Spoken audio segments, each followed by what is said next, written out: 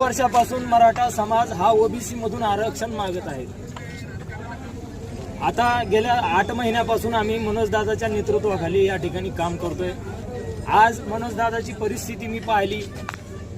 आज म्हणजे मला या ठिकाणी मनोज दादाच्या परिस्थितीबद्दल सांगायला सुद्धा हिम्मत होत नाही। शासन या ठिकाणी जाणून बुजून मराठा आरक्षणाकडे दुर्लक्ष करत आहे आणि मराठा समाजाच्या अंत होऊ नये अशी आमची सगळ्या समाजाची भावना आहे। तीच मनोज दादाची भावना आहे। या जगातली पहिली क्रांती जर कोणी केली असेल तर ती छत्रपती शिवाजी महाराजांनी केलेली आहे आणि मराठा समाज नव्हे तर 18 पगड जातीला न्याय देण्याचं काम छत्रपती शिवाजी महाराजांनी केलंय।